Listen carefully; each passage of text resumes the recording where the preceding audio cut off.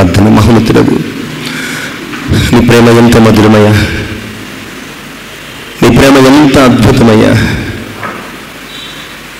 నీ ప్రేమ ఎంత అద్వితీయమయ్యా. మా అపరాధముల చేతులు పాపముల చేతులు మేము చచ్చిపరిగినప్పుడు యాజకులు లేవీయులు మమ్మల్ని చూసి దూరంగా వెళ్ళిపోతున్నప్పుడు అలా మా కొరకు నీ మహిమ శరీరాన్ని, నీ మహిమ సింహాసనాన్ని, నీ మహోన్నతమైనటువంటి దైవత్వాన్ని విడిచిపెట్టి ఒక సమరయునిగా, మంచి సమరయునిగా అయా మా యుద్ధకు వచ్చి నీ యొక్క రక్తము చేత మా గాయములు కడిగి వేసి నీ పరిశుద్ధాత్మ చేత మమ్మల్ని స్వస్థపరిచి నీ గాడిద పైన ఎక్కించుకొని అయా ఇదిగో ఈ మందిరములో, సంఘములో పూటకుళవాని ఇల్లు అనబడి ఈ స్థలములో మమ్మల్ని స్థిరపరిచి నేను మళ్ళా వస్తాను, ఇతనిని సంరక్షించండి అని చెప్పి వెళ్ళిన తండ్రి, అయ్యా మీ ప్రేమ మా జీవితంలో ఎదురైన ఎవ్వరిలోనూ మేము చూడలేదయ్యా. మీ ప్రేమ శాశ్వతమైనది, మీ ప్రేమ అద్భుతమైనది, మీ ప్రేమ అద్వితీయమైనది. మీ ప్రేమను జ్ఞాపకం చేసుకుంటూ మీ వాక్యమును ధ్యానించడానికి సిద్ధపడుతున్నాను. నా మాటలు కేవలం నిష్ప్రయోజన కర్మలు నాయన, మీరు మాట్లాడటం ఒక అవసరము, ఆశీర్వాదకరం. మీ సన్నిధిని వచ్చిన ప్రతి ఒక్కరిని మీరు మీ స్వరము చేత సంధించండి, మీ వాక్యము చేత దర్శించండి. మా శ్రమను మమ్మను ఆదరించి బలపరచమని, మానవాత్మను మరుగుపరిచి, మానవ స్వరమును మరుగుపరిచి, మహిమ కలిగిన మీ శుద్ధాత్మ సహాయము, మనోహరమైన మీ స్వరమును మాకు దయచేసి మీరు మహిమ, ఘనత, ప్రభావం పొందుకోమని యేసయ్య నామమున ప్రార్థించి వేడుకొనుచున్నాను తండ్రి. ఆమేన్. దయచేసి కూర్చున్నామని.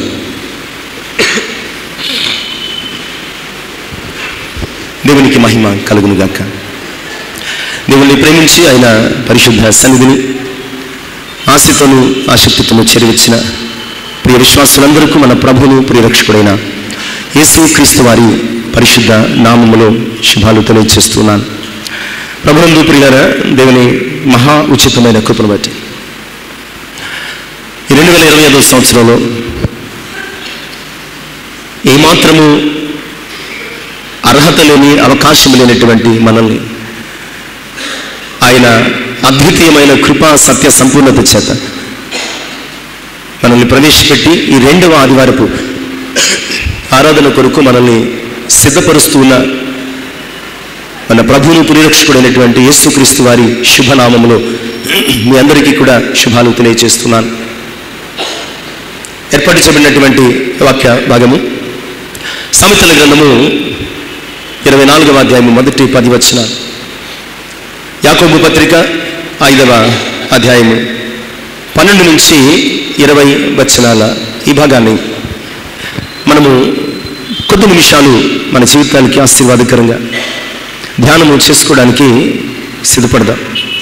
చదవబడినటువంటి లేఖన భాగం సామెతల గ్రంథము 24:10వ వచనం. శ్రమ దినమున నీవు కృంగిన ఎడల నీవు చాతికాని వాడవు అవుదు. చాలాసార్లు ఈ మాటను మనము చదువుకున్నాం, ఆలోచన చేశాం, ధ్యానం చేశాం. మనం ఆలోచన చేసి, చదువుకుని, ధ్యానం చేసినంత మాత్రాన మన జీవితంలో శ్రమలు ఏమీ మాయమైపోలేదు. శ్రమ శ్రమలాగానే మనకి సంభవిస్తుంది. శ్రమ సంవత్సరములు గతించిపోతున్న మనల్ని అనుసరిస్తూనే ఉంది. మానవ జీవితంలో నేడు శ్రమ ఎలా ఉందంటే ఆ వ్యక్తి యొక్క నీడలాగా అనుక్షణము, అనుదినము ప్రియులారా, శ్రమ వెంబడి శ్రమ, శోధన వెంబడి శోధన, సమస్య వెంబడి సమస్య, కష్టం వెంబడి కష్టం, ప్రతి క్షణం ఒక కన్నీటి అనుభవంలాగా మన జీవితాలు సాగిపోతున్న నేపథ్యంలో ఎన్నిసార్లైనా ఈ మాటను మనము చదువుకోబద్ధులమై ఉన్నాం. ఎన్నిసార్లైనా ఈ మాటల నుంచి మనం ఆత్మీయ సత్యాలను నేర్చుకోబద్ధులమై ఉన్నాం. మరెన్నిసార్లైనా ఈ వాక్యము చేత మనల్ని మనము బలపరుచుకుని, ధైర్యపరుచుకుని ముందుకు సాగిపోవడానికి మనము ప్రయత్నము చేయాల్సిన వారమై ఉన్నాం. శ్రమ అనేది ఈ లోకంలో ఎవరికైనా లేదా అంటే శ్రమ లేని వారు ఎవరు కూడా లేదు. కొంతమందికి షుగర్ లేకపోవచ్చు, కొంతమందికి బీపీ లేకపోవచ్చు, కొంతమందికి గ్యాస్ట్రిక్ లేకపోవచ్చు, మరి కొంతమందికి ఇంకొక జబ్బు లేకపోవచ్చు. కానీ అందరికీ కామన్గా ఉన్నటువంటి సమస్య ఏమిటంటే శ్రమ. శ్రమ శ్రమ శ్రమ. ప్రస్తుత కాలంలో ఈ శ్రమలు మరింత పెరిగిపోతున్నాయి అని అనుకోవడం కంటే ప్రస్తుత కాలంలో ఈ శ్రమలను మనకు మనమే కొని తెచ్చుకుంటున్నాం. మన ప్రవర్తన, మన అలవాట్లు, మన యొక్క అనుభవాలు, మన యొక్క ఆశలు, మన యొక్క అక్కరలు, మన కోరికలు, ఇలా ఒకటి కాదు రెండు కాదు, మన దైనందిన లేదా అనుదిన జీవితంలో మన యొక్క పరిస్థితులు, మన ప్రవర్తన సరళి వలన మన జీవితంలో శ్రమ వెంబడి శ్రమ వస్తుంది. యాక్చువల్గా మనల్ని ఆయన ఎందుకు కలుగు చేశాడంటే మనము ఆశీర్వాదం వెంబడి ఆశీర్వాదము పొందుకోవడానికి. ఇంకా చెప్పాలంటే మనమటండి ఆశీర్వాదమునకు వారసులము కావడానికి ఆయన మనల్ని కలుగు చేశాడట. కానీ ఆదాము మొదలుకుని ఇప్పటి వరకు ఆశీర్వాదములకు వారసులుగా పిలువబడిన మనం ఆశీర్వాదం వెంబడి ఆశీర్వాదము పొందుకోవలసినటువంటి మనం శ్రమను అనుభవిస్తున్నామంటే ఇది దేవుడు కలుగు చేసింది కాదు, మనకై మనము కొని తెచ్చుకున్నది. ఇది స్వయం కృతాపరాధం అన్న విషయాన్ని మనం ఖచ్చితంగా అంగీకరించాలి. ఇలాంటి శ్రమానుభవములు, శ్రమను కలిగిన జీవితములు మరి ఎన్నటికీ పరిష్కారము లేదా అంటే ఖచ్చితంగా పరిష్కారం. అందుకనే ఆనాడు సొలొమోనుతో అబూ కాలములో యాకోబు ద్వారా ఈరోజు ఈ వాక్యముతో మనకు ఆయన సెలవిస్తున్నటువంటి మాట, శ్రమలు లేని జీవితం నీ జీవితంలో అసాధ్యం. శ్రమ అనేది నీ జీవితంలో నిన్ను వెన్నంటి ఉండే నీడ లాంటిది. నీవు బ్రతుకున్నంత కాలము కూడా నీకు శ్రమ కలుగుతుంది. అది నీ స్వయంకృతాపరాధం. కనుక నువ్వు శ్రమను చూసి భయపడి దిగులుపడి కృంగిపోవడం కాదు, కానీ శ్రమలో నువ్వు ఏం చెయ్యబద్ధుడు అయినావో ఈరోజు వాక్యం ద్వారా నేర్చుకున్నాం. అందుకనే భక్తుడు జ్ఞాని అయిన సులభన్ అంటాడు, నీవు శ్రమ దినమున కృంగిన ఎడల. మన శ్రమను ఎంతమంది కృంగిపోవటంలో చెప్పండి. మనకు శ్రమ కలిగిందండి, మనము కృంగిపోతున్నామా లేదా? మనకు శ్రమ కలిగింది, చిన్నదో పెద్దదో, మొత్తానికి చిన్నదో పెద్దదో. అందుకని పెద్దలు అన్నారు, ఎంత చెట్టుకు అంత గాలి. పెద్ద చెట్టుకు ఎక్కువ గాలి వస్తుంది, చిన్న మొక్కకు కొంచెం గాలి వస్తుంది. అయితే ఇక్కడ ప్రశ్న ఏమిటి అంటే, శ్రమ దినమున నీవు కృంగిపోతున్నావా లేదా? శ్రమ దినమున నీవు కృంగిపోతున్నావా లేదా? నో డౌట్, ఎన్ని కబుర్లు చెప్పినా ప్రతి ఒక్కళ్ళం కూడా ఈరోజు చిన్న శ్రమకు పెద్ద శ్రమకు ప్రతి శ్రమకు మనం ఏం చేస్తున్నామంటే కృంగిపోతున్నాం, దిగులు పడిపోతున్నాం, కలవరపడిపోతున్నాం, కన్నీళ్ళు పెట్టుకుంటున్నాం, చాలా వేదన చెందుతున్నాం. కొన్నిసార్లు ఆ శ్రమను తాళలేకపోయినారా కనిపించిన వారందరికీ నాకు ఈ కష్టం ఉంది, ఆ కష్టం ఉంది, ఆ కష్టం ఉంది, ఈ కష్టం ఉంది. నువ్వు ఎవరికైనా చెప్తే నీ శ్రమ తీరుస్తారా, అరుస్తారా? నువ్వు ఎవరికైనా నీ శ్రమను గురించి చెబితే నీ శ్రమను ఆరుస్తారా, తీరుస్తారా? ఎవరికి కూడా. అందుకని అంటాడు, మీరు మనుష్యులను నమ్ముకొనుకుడి, రాజులను ఆశ్రయించకండి, వారు మంటి పాలగుదురు, వారి సంకల్పములు 146వ సంకీర్తనలో చెప్తా ఉంటాడండి. మీరు మనుషులను రాజులను నమ్ముకొనుకుడి, వారి మంటి పాలగుదురు, వారి సంకల్పములు నాడే నశించునని చెబుతూ అదే 146వ సంకీర్తన 5వ వచనంలో అంటాడు, ఎవరికి యాకోబు దేవుడు సహాయుడగునో, ఎవడు తన దేవుడైన యెహోవా మీద ఆశ పెట్టుకునో వాడు ధన్యుడు. ఎవరికి యాకోబు దేవుడు దేవుని సహాయం కొరకు చూడు. ఎవడు తన దేవుడైన యెహోవా మీద ఆశ పెట్టుకునో, దేవుని మీద ఆశ పెట్టుకో, అప్పుడు నీకంటే ధన్యుడి లోకంలో ఎవ్వరు ఉండరు.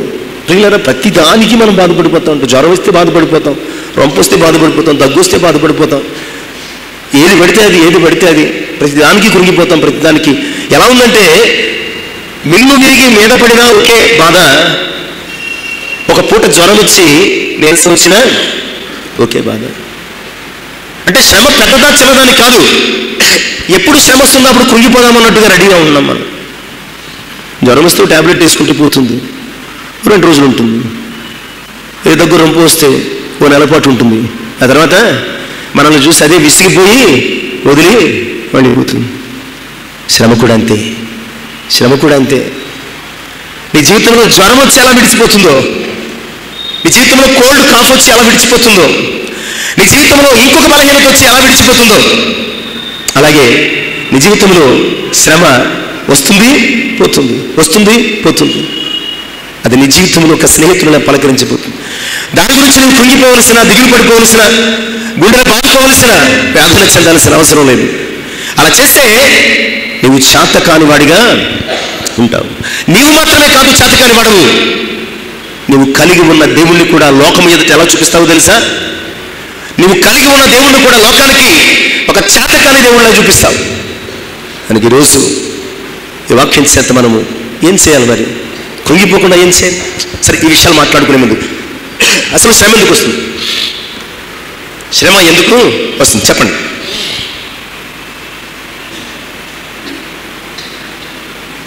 శ్రమ ఎందుకు వస్తుందండి? ఏమో, ఏమీ తెలియదు మనకి. 119వ సంకీర్తన 71వ చరణం. 119వ సంకీర్తన 71వ చరణం. నేను నీ కట్టడలను నేర్చుకున్నట్లు. శ్రమ పొందుట, శ్రమ ఆయన ఆజ్ఞకు లోబడ్డానికి మన జీవితంలో వస్తుందటండి. శ్రమ ఎందుకు వస్తుంది? మనము ఆయన ఆజ్ఞకు లోబడ్డానికి, ఆయన వాక్యానికి లోబడ్డానికి, ఆయన చిత్తానికి లోబడ్డానికి, ఆయన స్వరమునకు లోబడ్డానికి. ఒక నీ జీవితంలో శ్రమ వచ్చిందంటే నువ్వు ఎక్కడ ఆయన మాట వినటం లేదో ఆలోచన చేసుకో. ఎక్కడ ఆయన వాక్యం నుంచి దూరం అయిపోతున్నావో ఆలోచన చేసుకో. ఎక్కడ ఆయనకు ఆయాసకరంగా ఉన్నావో జ్ఞాపకం చేసుకో. శ్రమ నీ జీవితంలో నువ్వు ఆయన వాక్యం నుంచి తప్పిపోతున్నావని ఒక హెచ్చరికగా రావచ్చు. శ్రమ విశ్వాసంలో దిగజారిపోతున్న నిన్ను విశ్వాసమందు తిరిగి స్థిరపరచడానికి రావచ్చు. శ్రమ లోకము వైపు చూస్తూ దేవుని విడిచి సాగిపోతున్న నిన్ను తిరిగి ఆయన వైపు తిప్పుకోవడానికి రావచ్చు. ప్రియులారా, శ్రమ నీ జీవితంలో దేవుని మహిమ కొరకు రావచ్చు. శ్రమ నిన్ను విధేయులు చేయడం కొరకు రావచ్చు. శ్రమ నిన్ను పరిపూర్ణుని చేయడం కొరకు రావచ్చు. ప్రియులారా, నీ జీవిత, నీ ఆత్మీయ లేదా నీ విశ్వాస అనుభవాన్ని బట్టి శ్రమ నీ జీవితంలో ఎందుకైనా రావచ్చు. ఆయన దేని కొరకైనా ఆయన నీ జీవితంలో దానిని అనుమతించవచ్చు అన్న సంగతిని తెలియజేస్తున్నా. అయితే ఆయన శ్రమపరిచి ఊరుకుంటాడంటే 91వ సంకీర్తన 15వ చరణపు మొదటి భాగంలో, 91వ సంకీర్తన 15వ చరణపు మొదటి, అతడు నాకు మొరపెట్టగా నేను అతనికి ఉత్తరం ఇచ్చేదను, శ్రమలో నేను అతనికి. చాలాసార్లు ప్రియులారా, చాలాసార్లు మనము ఈ సత్యాన్ని విశ్వసించాం. శ్రమ శ్రమ శ్రమ శ్రమ, ఎప్పుడు శ్రమ శ్రమ అంటున్నాం. అని ఏం చెప్తున్నాడంటే, ఆ శ్రమ కాలంలో అతడు నాకు మొర్ర పెట్టగా నేను అతనికి ఉత్తరం ఇచ్చేదను, శ్రమలో నేను అతనికి. నిజంగా నీ శ్రమలో ఆయన నీకు తోడై ఉండకపోతే ఎప్పుడూ చచ్చిపోదు తెలుసా, నువ్వు ఎప్పుడు నశించిపోదు తెలుసా, ఎప్పుడు కనిపించకుండా మట్టిలో మాయమైపోదు. ఒక నువ్వు అనుకుంటున్నావేమో, నేనే శ్రమను ఎదిరించేస్తున్నాను, నేనే శ్రమను జయించేస్తున్నాను, నేనే శ్రమలలో నిలదొక్కుంటున్నాను అనుకుంటున్నావేమో. పిల్లారా, ఆయన అంటున్నాడు, శ్రమలో నేను తోడై ఉండేదను. అంతేకాదు, తోడై ఉన్న దేవుడు ఏం చెప్తున్నాడంటే, ఆ శ్రమలో నిన్ను విడిపించి గొప్ప చేసేదను. శ్రమలు నిన్ను గొప్ప చేయడానికి వస్తాయట. శ్రమలు నీకు ఎందుకు వస్తాయండి? నిన్ను గొప్ప చేయడానికి వస్తాయట. నిజమే కదా, నిజమే కదా. చాలా కాలం క్రితం ఒక చిన్న ఇలస్ట్రేషన్ చెప్పాను, ఒక చిన్న కథ చెప్పాను. ఒక మందిరంలో దేవుని రూపంలో చేసిన ఒక విగ్రహముని, అలాగే ఆ మందిరానికి ఒక గుమ్మము ఉన్నాయటండి. ఆ గుమ్మానికి చిన్న గడప కూడా ఉంది. ఈ రెండు మాట్లాడుకోవడం మొదలుపెట్టాట. గడపలు చెక్కలు మాట్లాడుకుంటాయని ప్రశ్న వేయకండి. ఇక్కడ నీతి తెలుసుకోవడానికి, సత్యము తెలుసుకోవడానికి మాత్రం మనం కొన్నిసార్లు ఇలాంటి ఇల్లస్ట్రేషన్స్ మనం చెప్పుకోవాల్సిన అవసరం ఉంది. గడప విగ్రహంతో మాట్లాడుతుందట. విగ్రహమా, నువ్వు నేను ఒకే చెట్టు నుంచి తీయబడినటువంటి కలప లేదా ఆ చెక్క ముక్కలు, ఒకే అడవిలో పెరిగాం, ఒకే రకమైన పోషణతో నీవు నేను కూడా ఎంతవరకు ఎదిగాం. నిన్ను నన్ను ఒకే వ్యక్తి వచ్చి నరికాడు. ఒకే వ్యక్తి తీసుకొచ్చి నిన్ను నన్ను ఇక్కడ పడేశాడు. కొన్నాళ్ళ పోయిన తర్వాత అదే వ్యక్తి వచ్చి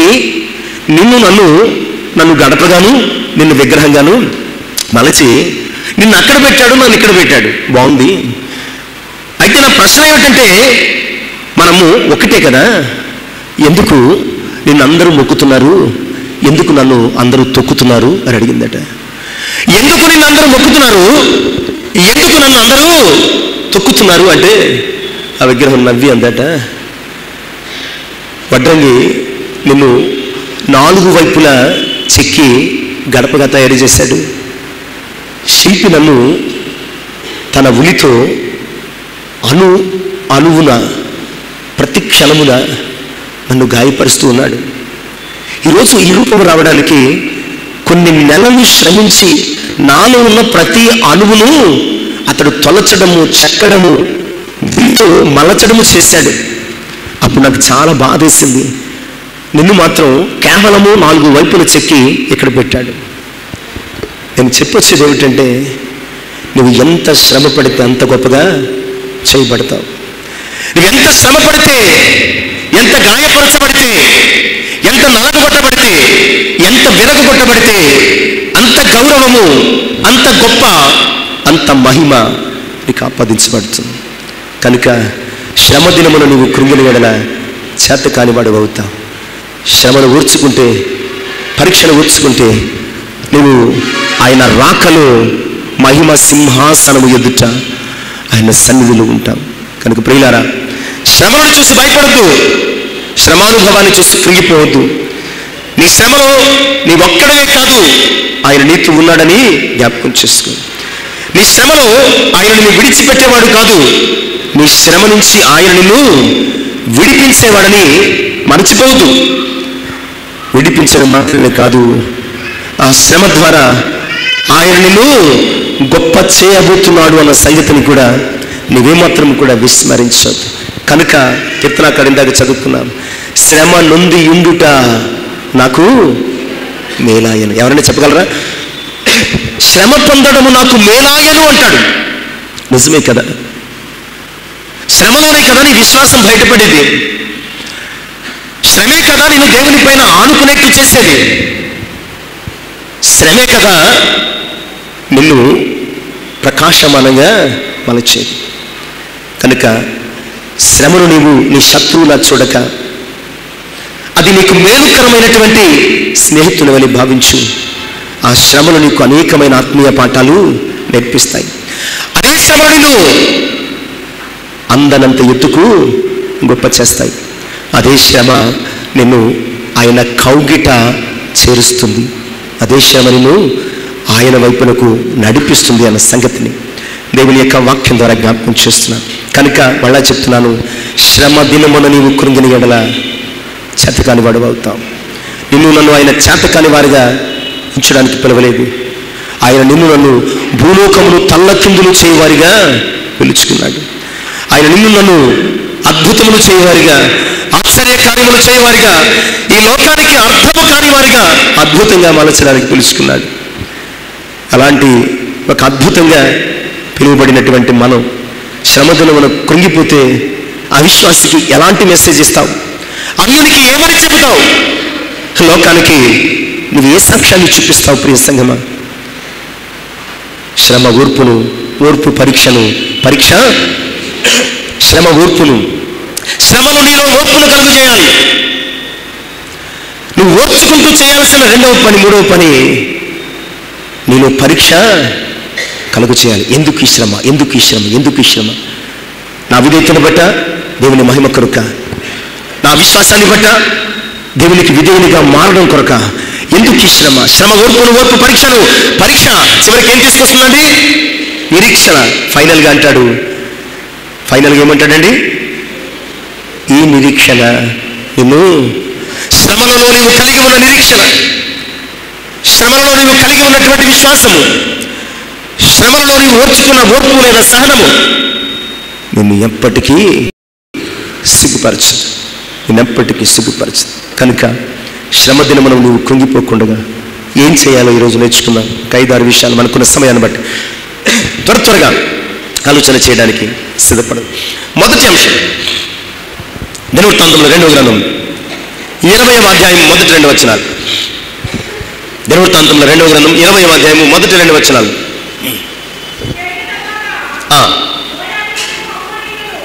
ఇది అయిన తర్వాత మోయాబీయులను, అమ్మోనీయులను, మెయోనీయులను కొందరు దండెత్తి యెహోషాపాతు మీదకి వచ్చిరి. అంతలో కొందరు వచ్చి సముద్రం ఆవల నుండి సిరియనుల తట్టు నుండి గొప్ప సైన్యం ఒకటి నీ మీదకి వచ్చుచున్నది, చిత్తగించుము. వారు హససోన్ తామార్ అను ఎంగేజ్లో ఉన్నారని యెహోషాపాతునకు. ఎంత గొప్ప శ్రమ అండి! ఎంత గొప్ప శ్రమ అతని జీవితంలో, యూదావారి జీవితంలో, అదే రీతిగా యెహోషాపాతు జీవితంలో వచ్చిందో ఆలోచన చేసుకోండి. ప్రియులారా, మోయాబీయులు, అమ్మోనీయులు, మెయోనీయులు అను 3 జాతుల వారు దండెత్తి వచ్చారట. అలా వచ్చిన సమయము యెహోషాపాతునకు శ్రమకాలము కాదా?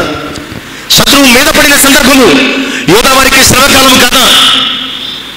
3 గుంపుల వారు ఓ మహాసైన్యంగా, ఒక పెద్ద జనాంగముగా అకస్మాత్తుగా వచ్చి పడిపోతే అది భరించలేని, తట్టుకోలేని శ్రమ కాదా? ఖచ్చితంగా శ్రమే. యెహోషాపాతుకు శ్రమ కలిగింది, యూదావారికి శ్రమ కలిగింది, దేవుని ప్రజలకు శ్రమ కలిగింది, దేవుడు పిలుచుకున్న ఏర్పాటు చేసుకున్నటువంటి జనాంగానికి శ్రమ కలిగింది. ఏం చేయాలి? కృంగిపోవాలా? రాజీ పడాలా? సంధి కుదుర్చుకోవాలా? స్నేహ రాజ్యాలను, మిత్ర రాజ్యాలను పిలుచుకోవాలా? చాలా ఆప్షన్స్ ఉన్నాయి. యెహోషాపాతు ఎదుట చాలా ఆప్షన్స్ ఉన్నాయి. భయపడడం, సంధి కుదుర్చుకోవడం, మిత్ర రాజ్యాలను పిలుచుకోవడం, ఇలా చాలా ఆప్షన్స్ ఉన్నాయి. కానీ యెహోషాపాతు కానీ యూదావారు కానీ వీటిలో ఏ ఆప్షన్ని కూడా వారు సెలెక్ట్ చేసుకోలేదు. మరి ఏంటండి? 3వ వచనం నుంచి వారు సెలెక్ట్ చేసుకున్న ఆప్షన్ చూపిస్తాను. అందుకు యెహోషాపాతు భయపడి యెహోవా యందు విచారించుటకు మనసు నిలుపుకొని యూదాంతటా ఉపవాస దినం ఆచరించవాలని చాటుగా యూదావారు యెహోవా సహాయం వేడుకొనుటకై కూడుకొని యెహోవా యందు విచారించుటకు యూదా పట్టణములన్నిటిలో నుండి జనులు వచ్చిరి. యెహోషాపాతు యెహోవా మందిరములో క్రొత్త సేవ ఎదుట సమాజముగా కూడిన యూదా యెరూషలేముల జనుల మధ్యన నిలవబడి మా పితరుల దేవా యెహోవా అని మొదలుపెట్టాడు. 12వ వచనములో ఈ ప్రార్థన ముగిసింది. 6వ వచనములో ప్రారంభమైంది, 12వ వచనములో ముగిసింది. ఏమిటండి? ప్రార్థన.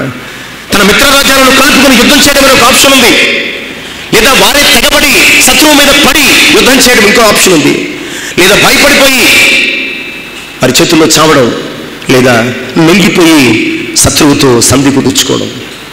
ఇవేమీ కూడా దేవుని ప్రజలకు తగినవి కావు, ఇవేమీ కూడా దేవుని ప్రజలకు సరైనవి కావు. మరి ఏమి సరైంది? యెహోషాపాతు ద్వారా పరిశుద్ధాత్మకు నేర్పిస్తున్న సత్యం ఏంటంటే, మరి దేవుని సన్నిధిలో ప్రార్థిస్తున్నాను.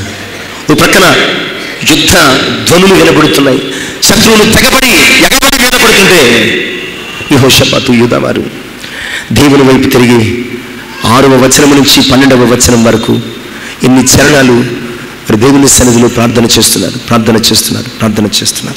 ప్రియులారా, ప్రార్థన చేసినటువంటి తమ దేవుడు వారి కొరకు ఏం చేశాడు? యహజీయేలు అనే వ్యక్తిని లేపి ఆయన అంటున్నాడు 15వ వచనం నుంచి, యూదావారులారా, యెరూషలేము కాపురస్తులారా, యెహోషాపాతు రాజా, మీరందరూ ఆలకించుడి. యెహోవా సెలవిచ్చినదేమనగా, ఈ గొప్ప సైన్యములకు మీరు భయపడుకుడి, చడియకుడి, యుద్ధం మీరు కాదు. శ్రమ దినమున నీవు పోరాడాలి అనుకుంటే నువ్వు అలసిపోతావు. అదే శ్రమలో నీవు ప్రార్థిస్తే ఆ శ్రమను ఎదుర్కొనేది నీవు కాదు, ఆ యుద్ధాన్ని చేసేది నీవు కాదు, నీ దేవుడి ఆ శ్రమతో, ఆ సమస్యతో, ఆ శోధనతో, ఆ శత్రువుతో యుద్ధం చేస్తాడు. చాలాసార్లు ఎందుకు మనం బలహీనపడిపోతాం తెలుసా? ఆ శ్రమలో మనమే పోరాడాలి. నిన్ను పోరాడమని ఎవరు చెప్పారు? నీ పక్షంగా ఆయన పోరాడతానంటున్నాడు. నీ పక్షంగా ఎవరు పోరాడతానంటున్నారండి? యెహోషువ ద్వారా చెప్తున్నాడు, మీరు యుద్ధం చేయాల్సిన అవసరం లేదు, దేవుడే మీ పక్షంగా పోరాడతాడు. ప్రియులారా, అదే దినవృత్తాంతాల 2వ గ్రంథం 20వ అధ్యాయం 23-24 వచ్చిన అమ్మోనీయులను, మోయాబీయులను, సేయరు మన్య నివాసులను బొత్తిగా చంపి నిర్మూలము చేయాలని పొంచి వారి మీద పడి వారి షేరు కాపురస్తులను కడముట్టించిన తర్వాత తమను ఒకరినొకరు చంపుకుంటూ మొదలుపెట్టింది. యూదా వారు 60 మంది కాపురుల యొద్ద దుర్గము దగ్గరికి వచ్చి సైన్యములు తట్టుచుండగా వారు శవములై నేల పడి ఉండిరి. ఒక్కడు కూడా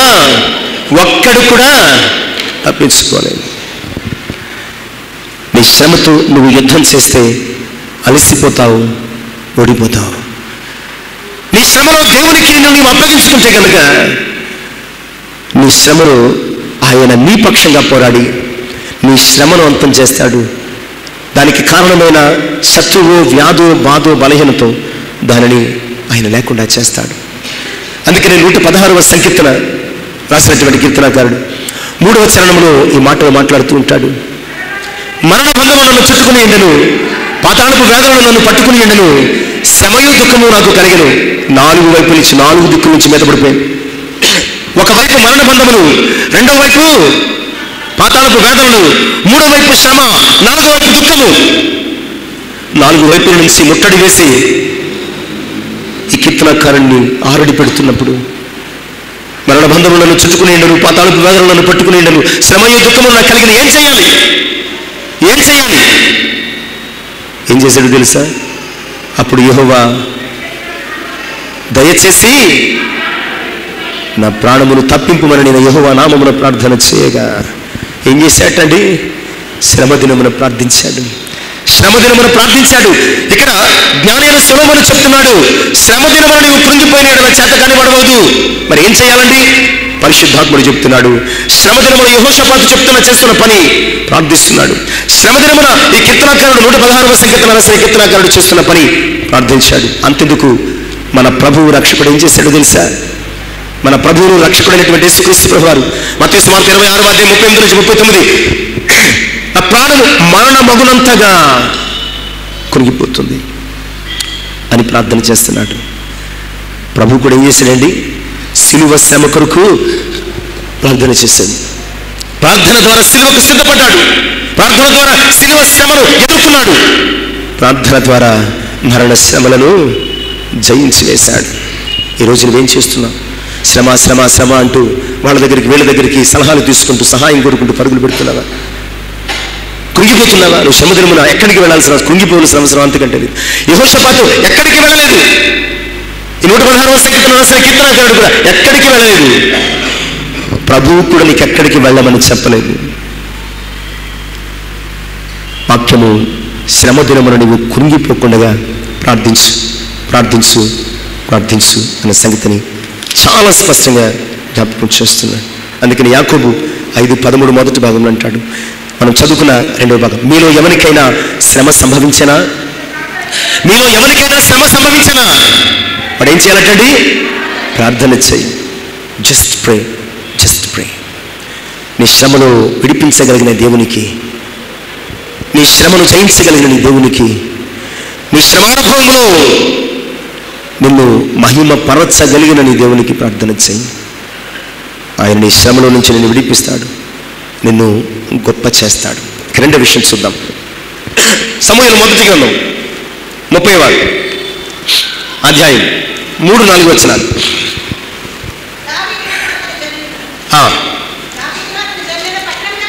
దావీదును అతని జనులను పట్టణమునకు వచ్చి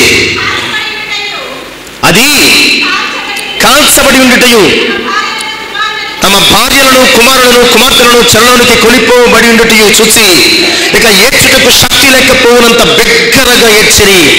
యెజ్రెయేలురాలైన అహీనోయము, కర్మేలుడైన నాబాలు భార్య అయిన అబీగయలు అను దావీదు 2 భార్యలను చెరలోనికి కొనిపోబడగా చూసి దావీదు మిక్కిలి దుఃఖపడెను. మరియు తమ కుమారులను బట్టి కుమార్తెలను బట్టి జనులందరికీ ప్రాణము విసిగినందున రాళ్ళు రువి దావీదును చంపుదమని రండని చెప్పుకొనగా. చాలండి. దావీదునకు అతనితో కూడా ఉన్నవారికి సిక్కలగులకు వచ్చేసరికి ఆ పట్టణం అంతా ఏమైందండి? కాల్చివేయబడింది. పట్టణం అంతా కాల్చివేయబడింది. కుమారులు, కుమార్తెలు, భార్యలను, చివరికి దావీదు భార్యను కూడా తీసుకెళ్ళిపోయారు. అక్కడ మాట్లాడుతున్నాడు, వారికి ఎంత శ్రమ సంభవించిందంటే ఏడ్చుటకు శక్తి లేకపోయే వరకు కూడా, ఏడ్చుటకు శక్తి లేకపోవునంతగా వారు బిగ్గరగా ఏడ్చారటండి. అంతేకాదు వారు తమ కుమారులను బట్టి, కుమార్తెలను బట్టి దావీదును రాళ్ళు రువ్వి, దావీదుతో ఉన్న వారందరికీ, దావీదు కూడా భార్య, పిల్లలు అందరూ కూడా వెళ్ళిపోయారు. పట్టణం అంతా కాల్చివేయబడింది. అబ్బో, ఘోర శ్రమ. వారందరూ శ్రమ ఒకెత్తైతే దావీదు శ్రమ మరింత రెట్టింపు. దీనంతటిని బట్టి నీ వల్లే కదా దావీదు మాకు కష్టం వచ్చింది అని చెప్పి దావీదును రాళ్ళు పట్టుకుని రువ్వి చంపేయాలని ప్రయత్నించారు. ఎంత శ్రమ, ఎంత భయంకరమైన శ్రమ. పట్టణము కాలిపోయింది, పిల్లలు చెరగొనిపోయారు, భార్యలు చెరపట్టబడ్డారు. వారి జీవితంలో ఏడవడానికి కూడా ఓపిక లేకుండా పోయింది. ఇక మిగిలిందేమీ లేదు. కారణమైన దావీదును చంపడానికి రాళ్ళు ఎత్తి పట్టుకున్నారు. ఎవరు తీరుస్తారు ఈ శ్రమ? ఎవరు అనుసారు ఈ కష్టం? భయంకరమైన శ్రమ, భయంకరమైన శ్రమ. ఇలాంటి శ్రమని జీవితంలో వస్తే ఏం చేస్తావు? గుండెలు బతుకులు నడుస్తావా? భోంచేయడం మానేస్తావా? లేదా నువ్వు కూడా చచ్చిపోవాలని అనుకుంటావా? దావీదు మూడు చేయలేదు. దావీదు చచ్చిపోవాలని అనుకోలేదు. దావీదు ఏడవలేదు. దావీదు పొంగిపోలేదు. దావీదు ఇంకా ఏదో చేయాలనుకోలేదు. ఆ 6వ వచనపు చివరి భాగము బహు చక్కని మాట. దావీదు తన దేవుడైన యెహోవాను బట్టి ధైర్యం తెచ్చుకున్నాడు. దావీదు తన దేవుడైన యెహోవాను బట్టి ధైర్యం తెచ్చుకున్నాడు. 2025లో అన్ని ఆశీర్వాదాలే కాదు, చాలా శ్రమలు కూడా ఉంటాయి. అన్ని దీవెనలే కాదు, అన్ని వాగ్దానాలే కాదు, అంతకు మించినటువంటి కష్టం ఉంటుంది, నష్టం ఉంటుంది, శ్రమ ఉంటుంది, బాధ ఉంటుంది, వ్యాధి ఉంటుంది.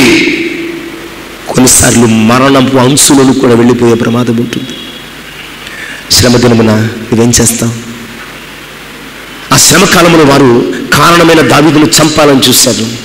దావీదు మాత్రం తన దేవుణ్ణి బట్టి ధైర్యం తెచ్చుకున్నాడు. నీ శ్రమను బట్టి ఏదో చేయాలనుకుంటున్నావేమో, శ్రమకు కారణమైన వారిని చంపాలనో, తిట్టాలనో, దూషించాలనో నువ్వు అనుకుంటున్నావేమో. ఈ భక్తుడు దావీదు దేవుని హృదయానుసారి చేస్తున్న పని, తన శ్రమను బట్టి తన దేవుడైన యెహోవాను బట్టి ధైర్యం తెచ్చుకున్నాడు. క్రైస్తవ విశ్వాసి, నువ్వు శ్రమలో కృంగిపోతే ఎలాగా? ధైర్యం తెచ్చుకో.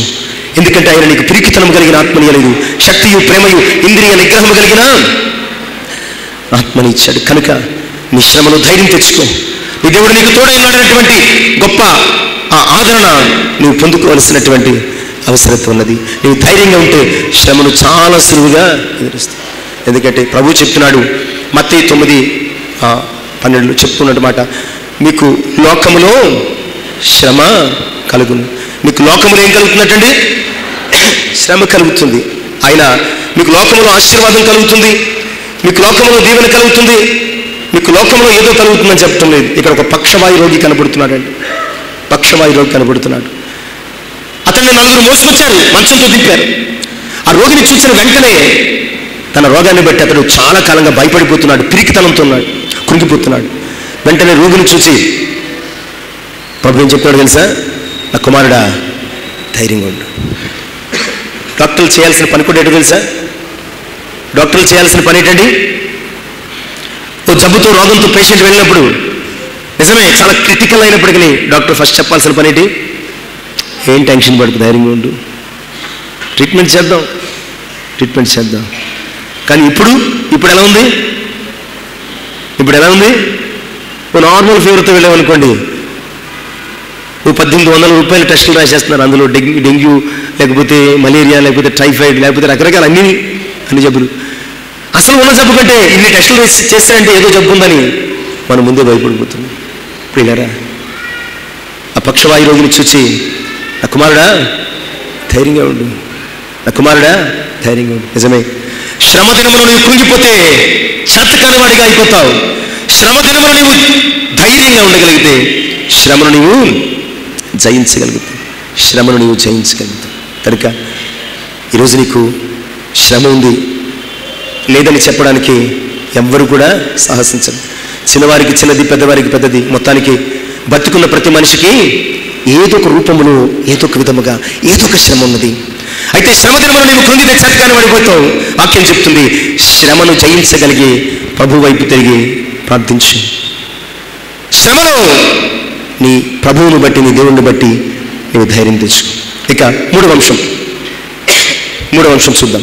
పేతురు మొదటి పత్రిక 4వ అధ్యాయం 12-13 వచనాలు మనం చదువుకున్నాము. పేతురు మొదటి పత్రిక 4:12-13 వచ్చి, ప్రియులారా, మిమ్మల్ని శోధించడానికి మీకు కలుగుతున్న అగ్ని వంటి మహాశ్రమల గురించి మీకేదో ఒక వింత సంభవించినట్లు ఆశ్చర్యపడకుడి.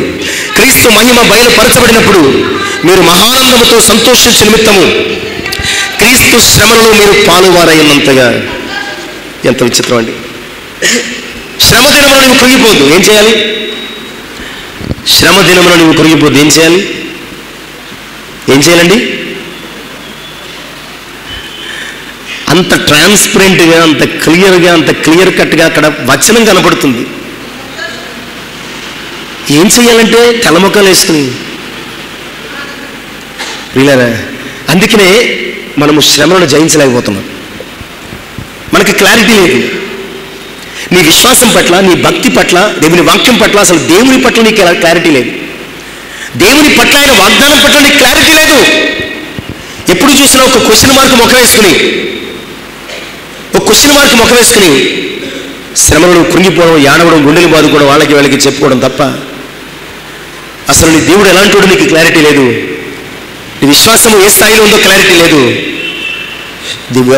నీ దేవుని వాక్యము నీతో ఏం మాట్లాడుతుందో అస్సలు క్లారిటీ లేదు.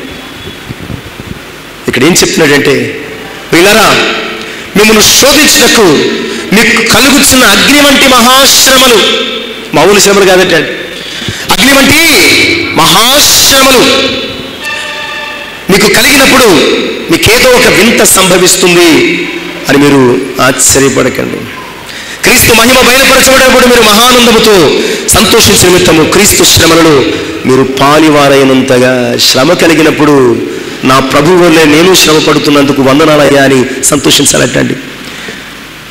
నా ప్రభువు ఒకప్పుడు నా కొరకు శ్రమ పరచబడ్డాడు, ఇప్పుడు నా ప్రభు కొరకు నేను శ్రమ పడుతున్నానని సంతోషించాలట. నా ప్రభు కొరకు నేను శ్రమ పడుతున్నానని సంతోషించాలట. అందుకనే మత్తయి 5:11-12 కొండ మీద ప్రసంగంలో ప్రభు చెప్తాడు, నా నిమిత్తము జనులు మిమ్మల్ని నిందించి హింసించి మీ మీద అబద్ధముగా చెడ్డ మాటలలో పలుకున్నప్పుడు మీరు ధన్యులు. ఏం చేయాలి? మీరు ధన్యులు. ఏం చేయాలి? ఎప్పుడు ధన్యులు? మీ శ్రమలు, మీ హింసలు, మీ బాధలు, మీ వేదనలు, మీ కష్టములు మీరు సంతోషించి ఆనందించినప్పుడు ధన్యులు. అప్పుడు పరలోకమందు మీ ఫలము అధికమగును. కనుక ప్రియులారా, శ్రమలు ఏం చేయాలంటే మనం సంతోషించాలట. ఫిలిప్పీ పత్రిక అపోస్తలుడైన పౌలు 4:4 చెప్తున్నాడు, ఆనందించుడి, మరల చెప్పుదును ఆనందించండి. ఆనందించుడి, మరల చెప్పుదును ఆనందించుడి. నీ శ్రమలలో, నీ కష్టంలో, నీ వ్యాధిలో, నీ బాధలు, నీ బలహీనతలు, నిన్ను పట్టి పీడిస్తున్న శ్రమ నీ సంతోషాన్ని చూసి చిన్నపోవాలి, నీ ఆనందాన్ని చూసి హడలిపోవాలి. లోకము శ్రమలో సంతోషిస్తున్న నిన్ను చూచి ఒక క్రొత్త పాఠము నువ్వు నేర్చుకోవాలి. శ్రమ కలిగిన వారికి నీ జీవితం ఒక రెఫరెన్స్ కావాలి. శ్రమలు ఏదో అయిపోతుందని కంగారు పడకు. క్రీస్తు మహిమ నీలో బయలుపరచబడిపోతుందని నీవు సంతోషించి ఆయన శ్రమలలో పాలువాడైనంతగా ఆనందించమని దేవుని వాక్యం జ్ఞాపకం చేస్తుంది. ప్రియులారా, నెహెమ్యా గ్రంథం 8వ అధ్యాయం 10వ వచనం. నెహెమ్యా గ్రంథం 8వ అధ్యాయం 10వ వచనం. అమ్మా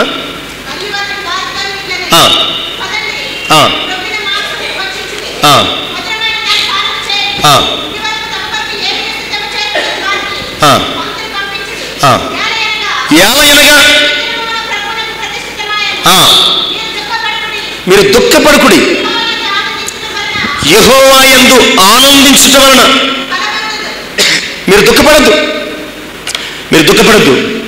యెహోవా యందు ఆనందించుట వలన ఏం కలుగుతుందటండి? ఇప్పుడు అర్థమైంది హబక్కూకు ఎందుకు అలా రాశాడు. ఇప్పుడు అర్థమైందండి హబక్కూకు ఎందుకు అలా రాశాడు. అంజూరపు చెట్లు పూయకుండాను, ద్రాక్ష చెట్లు ఫలింపకపోయినను, ఒలివ చెట్లు కాపు లేకుండాను, చేనులోని పంట చేతికి రాకపోయినా, శాలలో పశువులు లేకపోయినా, దొడ్డులో గొర్రెలు లేకపోయినా, నేను యెహోవా యందు ఆనందించదను. నా రక్షణకర్త దేవుని యందు నేను సంతోషించదను. ఆయనే నా బలము. ఇవన్నీ ఎందుకు చేస్తున్నాడు శ్రమలో? విచ్చిపెట్టిందా హబక్కుకు? ఇవన్నీ ఎందుకు చేస్తున్నాడంటే అతని బలము, అతని ఆస్తి, ఐశ్వర్యము, ఉద్యోగము, వ్యవసాయము, బంగారము, వెండి కాదు. హబక్కుకు బలము ఈ లోక సంబంధమైనది ఏది కూడా కాదు. హబక్కుకు బలము దేవుని యందు ఆనందించడం. నువ్వు దేవుని యందు ఆనందిస్తే నీకు బలం కలుగుతుంది. నీ సమస్యను బట్టి ఏడిస్తే ఇంకా చతికిలు పడిపోతావు, కృంగిపోతావు, ఎవడు సహాయం చేయదు. ఏడుపు గుట్టు మొక్కుడు అంటారు చివరికి. నీ శ్రమలు నువ్వు ప్రభు యందు ఆనందించగలిగితే శ్రమ నిన్ను చూచి పారిపోతుంది అనమాట అండి. శ్రమ నిన్ను చూచి పారిపోతుంది. నీవు ఆనందించడం వలన నీకు బలము కలుగుతుంది. 3 విషయాలు చూస్తాం. శ్రమలో ప్రార్థించాలి, శ్రమలో ధైర్యంగా ఉండాలి, శ్రమలో మనము సంతోషించాలి. ఇక 4వ విషయం, అపొస్తలుల కార్యముల గ్రంథం 16వ అధ్యాయం 25వ వచనం. అపొస్తలుల కార్యముల గ్రంథం 16:25. అయితే మధ్యరాత్రి వేళ పౌలుయు సీలయు దేవునికి ప్రార్థించుచు కీర్తనలు పాడుచుండిరి, ఖైదీలు వినుచుండిరి. ఏం జరిగిందండి ఇక్కడ? సిచ్యువేషన్ ఏంటి? Very bad situation. పుతోను అను దెయ్యమును వదిలించినందుకు యజమానుడు తమకు లాభసాధకమైనటువంటి వ్యాపారం పడిపోయిందని ఈ పౌలు సీలను ఏం చేశారో తెలుసండి? పట్టుకొని కొరడాలతో కొట్టించి చెరసల్లో వేయించారు. కొరడాలతో కొడితే ఎలా ఉంటుందో తెలుసా? చాలా బాగుంటుంది. ఎలా ఉంటుందండి? ఒక చీపురుకున్నటువంటి ఆ పుల్ల తీసి కొడితే ఎలా ఉంటుంది? అంతకు 1000 రెట్లు పెయిన్ ఉంటుంది. స్కిన్ డ్యామేజ్ అయిపోతుంది, ఫ్లెష్ అంతా కూడా బయటికి వేలాడిపోతుంది. ఎందుకంటే ఆ కొరడాలు సాధారణంగా మనం చూచి కొరడాలు కాదు. ఆ కొరడాల చివరన భయంకరమైనటువంటి ఎన్నప్ప మేకులు, తుప్పట్టిపోయి గాజు పెంకులు పెడతారు. వాటితో కొట్టినప్పుడు అవి స్కిన్కి అలా అంటుకుని తిరిగి బలంగా ఇలా విదిలించి లాగినప్పుడు ఆ చర్మము లోపల ఉన్నటువంటి మాంసపు కండ అలా బయటికి వచ్చేస్తుంది. గోని సంచికి దారాలు వేళ్లాడినట్లుగా శరీరానికి మాంసము, చర్మం వేళ్లాడుతుంది. ఇలా కొట్టారనమాట అండి. కొరడా జులిపిస్తే ఎన్ని దెబ్బలు కొట్టాలి? 39 దెబ్బలు. పౌలుకో 39, శీలకు 39 కొట్టేసి వదిలేశారా? తీసుకెళ్ళి చెరసాల్లో పడేశారు. చెరసాలు అంటే ఇప్పుడులాగా ఖైదీలందరూ స్ట్రైక్ చేసి మాకు అది లేదు ఇది లేదు అన్నారు, కుదరదు. భయంకరమైన కంపు, దుర్గంధం, డస్ట్ పట్టేసేసి ఇన్ఫెక్షన్స్ సోకే భయంకరమైన గది, వెలుతురు గాలి సోకని గది, విశాలంగా అటు తిరగడానికి కాదు, ఇద్దరు కూర్చుంటే ఇరుగ్గా ఉండే గది. ఆ భయంకరమైన పరిస్థితుల్లో పడేస్తే గాయాలు చూసి దెబ్బలు చూసుకుని నొప్పులు పడుతూ, మూలుగుతూ, తిట్టుకుంటూ, ఏడుస్తూ, కేకలు పెడుతూ ఉండాల్సినటువంటి వీరు అర్ధరాత్రి అయ్యేసరికి లేచారు. పౌలు శీల దేవుని స్తుతిస్తూ ప్రార్థిస్తున్నారు, ఖైదీలు వినుచున్నారు. శ్రమలో ఏం చేస్తున్నావు నువ్వు? శ్రమలో ఏం చేస్తున్నావు? ప్రియులారా, వీళ్ళు చెప్తున్నారు, మాకు శ్రమ సంభవించినప్పుడు మా శ్రమలోంచి మమ్మల్ని విడిపించగలిగిన మా దేవునికి స్తుతి చెల్లిస్తున్నా, మా దేవునికి స్తుతి చెల్లిస్తున్నా. చాలాసార్లు నేను చెప్తాను, స్తుతిని స్థితిని మారుస్తుంది. ఇక్కడ స్థితి మారిపోయింది. ఎప్పుడైతే స్తుతిస్తూ ఉన్నారో, ఏడవకుండా, బిగ్గరగా కేకలు వేయకుండా, తిట్టుకోకుండా ఎప్పుడైతే దేవుని స్తుతించి ఆరాధిస్తున్నారు ప్రియారా, అక్కడ స్థితి మారిపోయింది. మహాభూకంపం కలిగింది. చెరసాల పునాదులు కదిలిపోయాయి, సంఖ్యలు ఊడిపడిపోయాయి. శ్రమలోని వేడిస్తే మరింత మనస్సు భారమైపోతుంది. కానీ ఆ శ్రమలో నీవు స్తుతిస్తే నీ భారము దించబడి నీకు స్వతంత్రత కలుగుతుంది. అందుకని యోగు చాలాసార్లు మనం చదువుకుంటాం. ఇక ఈ పౌలు శీలకు మాదిరి పర్లేదు, యోగు శ్రమలు ఇంత ఓ మనిషికి యోగుకు మించిన శ్రమలు ఈ లోకములు ఎప్పుడు కలదు. ఆస్తులు పోయి, అంతస్తులు పోయి, పంట పోయింది, పశువులు పోయి, పనివారిపోయారు, చివరికి పిల్లలు చనిపోయారు. ఇవన్నీ కబుర్లు తెచ్చినప్పుడు ఫైనల్గా యోబు అంటున్నటువంటి మాట ఆ మొదటి అధ్యాయం 21-22 వచ్చినాను. యెహోవా ఇచ్చెను, యెహోవా తీసుకొనెను, యెహోవా నామమునకు స్తుతి కలుగును గాక. 2వ అధ్యాయానికి వచ్చేసరికి మొత్తం శరీరం కుళ్ళిపోయింది. చల్ల పెంకులు తీసుకుని బుడిదలో కూర్చొని కూరుకుంటున్నాడు. భార్య వచ్చింది, ఎందుకని చచ్చిపోవచ్చు కదా. మూర్ఖురాలు మాట్లాడినట్లు మాట్లాడకు. ఈ విషయంలో యోబు తన నోటి మాటతోనైనా పాపము, తన నోటి మాటతో పాపం చేయలేదు కానీ పని చేశాడు. ఏం చేశాడండి? స్తుతించాడు, స్తుతించాడు, స్తుతించాడు. అందుకని యోబు గ్రంథం 40వ అధ్యాయం 10వ వచనం, 42వ అధ్యాయం 10వ వచనములు యోబుకు అతని క్షేమస్థితి దేవుడు మరలా కలుగు చేశాడు, రెట్టింపు ఆశీర్వాదాన్ని ఇచ్చాడు. శ్రమ దినమున నువ్వు కృంగిపోతే చేతకానివైపోతావు. శ్రమ దినమున దేవుని స్తుతిస్తే శ్రమ చేతకానిదైపోతుంది. శ్రమ దినమున నువ్వు కృంగిపోతే నువ్వు చేతకాని వాడు దానివైపోతావు. అదే శ్రమ దినమున నువ్వు దేవుని స్తుతించగలిగితే నిన్ను భయపెట్టాలని వచ్చిన శ్రమ అది చేతకానిదైపోతుంది, అది చేతకానిదైపోతుంది. ఇంకా వాళ్ళ కొరకు. ఇక ఐదవ విషయం శ్రమ దినమున ఏం చేయాలంటే 119వ సంకీర్తన 50వ చరణంలో ఈ కీర్తనకారుడు శ్రమలో ఏం చేయాలో చెప్తాడు. 50వ చరణం, నీ వాక్యములను బ్రతికించను, నా బాధలలో ఇదే నాకు. కీర్తనకారునికి ఈ కీర్తన ఎవరు రాశారో మనకు తెలియదు. ఈ కీర్తనకారునికి ఏం కలిగాయటండి? బాధలు కలిగాయి. బాధలు కలిగినప్పుడు ఈ మాట ఎందుకు రాయగలుగుతున్నాడు, ఎలా రాయగలుగుతున్నాడు అంటే తన బాధలో ఒక సంగతి ఎక్స్పీరియన్స్ చేశాడు. తనకు బాధ కలిగింది లేదా శ్రమ కలిగింది. ఈ చరణము ఎందుకు రాయగలుగుతున్నాడంటే ఆ బాధలో అతనికి ఒక ఎక్స్పీరియన్స్ వచ్చింది. అదేమిటంటే దేవుని వాక్యం. అదేంటండి? దేవుని వాక్యం. అందుకనే చెప్పగలుగుతున్నాడు. మన శ్రమలో ఎవరైనా సహాయం చేస్తారనుకోండి, కూటమి పెట్టుకుని ఏం చెప్తామంటే నాకు పలానా వాళ్ళు సహాయం చేశారు. ఇతను కూడా తన శ్రమ నుంచి విడిపించబడిన తర్వాత ఒక కీర్తన రాస్తూ దానిని స్తుతిస్తూ పాడుతూ ఇలా చెప్తున్నాడు, నాకు బాధలు వచ్చాయి, ఆ బాధలలో నాకు నెమ్మది ఏది కలుగు చేస్తుందో తెలుసా? నాకు బాధలలో నెమ్మది కలుగు చేస్తుంది ఏమిటో తెలుసా? ఆయన వాక్యం. శ్రమ దినమున కృంగిపోకుండా ఏం చేయాలి? బైబిల్ తీసుకుని చదువు. నీ శ్రమలో దేవుని వాక్యాన్ని చదువు, ధ్యానించు, దానిని గ్రహించు. ఎప్పుడైనా చదివావా? శ్రమ కలిగింది, ఎప్పుడైనా దేవుని వాక్యం చదివావా? మౌనము అర్ధాంగీకారం అన్నారు. అర్ధాంగి అంటే భార్య అని కాదు. అర్ధాంగీకారం అంటే మౌనంగా ఉంటే సగం ఒప్పుకున్నట్టే. మౌనం అర్ధాంగీకారం. శ్రమను ఎప్పుడైనా బైబిల్ తీసావా? వెరీ ఫస్ట్ అయిపోయిన తర్వాత అందరూ తీస్తారు. నేను చెప్పేది అది కాదు. వెరీ ఫస్ట్ నెక్స్ట్ మినిట్ నీకు పెద్ద కష్టం వచ్చింది, ఎప్పుడైనా బైబిల్ తీసావా? శ్రమ వచ్చిన తప్పని బైబిల్ తీసావా? అసలు బైబిల్ ఏదే మనం బైబిల్ ఉందో లేదో కూడా తెలియదు మనకి. ఇంట్లో బైబిల్ ఇంట్లో ఉందో లేదో కూడా మనకి తెలియదు.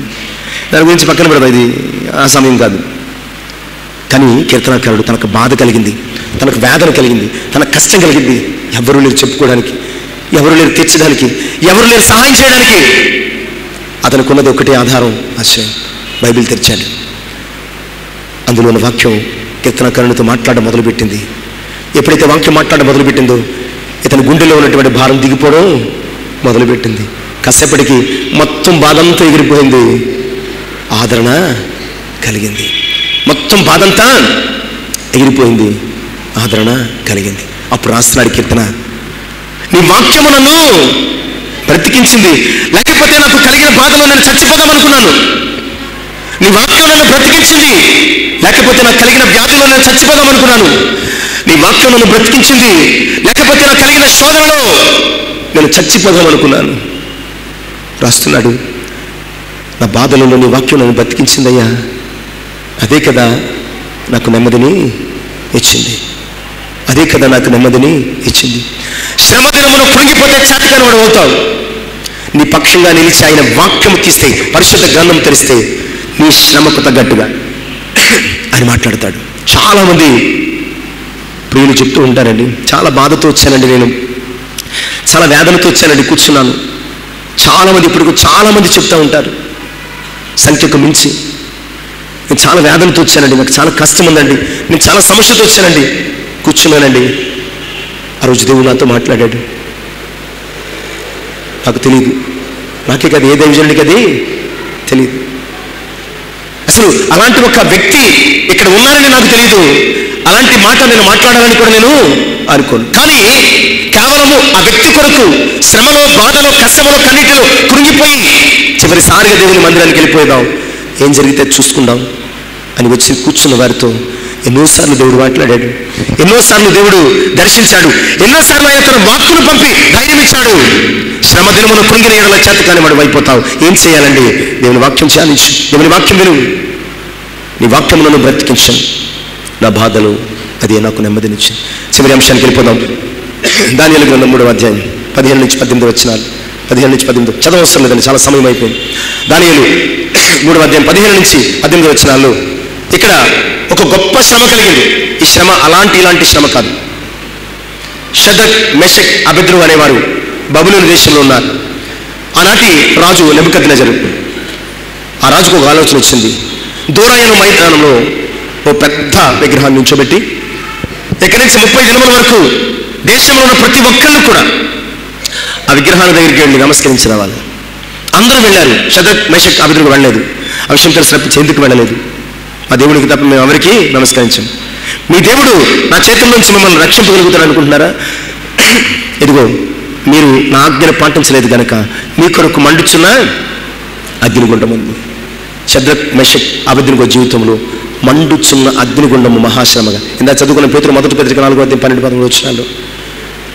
అగ్ని వంటి మహాశ్రమలు, అగ్ని వంటి మహాశ్రమలు కాదు ఇక్కడ కలిగి, అసలు అగ్ని శ్రమగా మారిపోయింది. భయంకరమైనటువంటి వేడిని గల అగ్నిగుండములో వేయడానికి తీసుకొచ్చారు. మరి ఏం మాట్లాడుతున్నారో తెలుసా? మీ దేవుడు నా చేతుల నుంచి మిమ్మల్ని రక్షిస్తాడా అని నెబుకద్నెజరు వారిని అడుగుతుంటే మరి ఏం మాట్లాడుతున్నారో తెలుసా?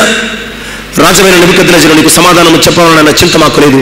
మేము సేవించుతున్న దేవుడు మండుచున్న అగ్నిగుండం నుంచి మమ్మల్ని తప్పించి రక్షించుటకు సముద్రం ఒకవేళ రక్షింపకపోయినా మేము చావనైనా చేస్తాం కానీ నీ దేవతకు, ప్రతిమకు నమస్కరించు.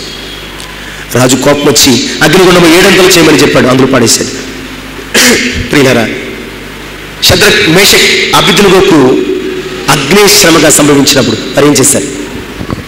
ఆ శ్రమను వారు ఎలా ఎదుర్కొన్నారు? ఎలా ఫేస్ చేశారు? ఎలా ఫేస్ చేశారంటే విశ్వాసము ద్వారా ఫేస్ చేశారు. శ్రమ దినమును కృంగిపోతే చేతకాని అడుగుతాం, కానీ శ్రమలో నువ్వు కలిగి ఉండాల్సింది విశ్వాసం. నిన్ను శ్రమ నుంచి తప్పించగలిగిన విశ్వాసం నిన్ను అగ్ని వాసన అంటకుండగా, శ్రమల వాసన అంటకుండగా, బాధల వాసన అంటకుండగా నిన్ను విడిపిస్తుంది. బయటకు వచ్చిన తర్వాత వారు చెక్ చేస్తున్నారు. బయటకు వచ్చిన తర్వాత చెక్ చేస్తున్నారు.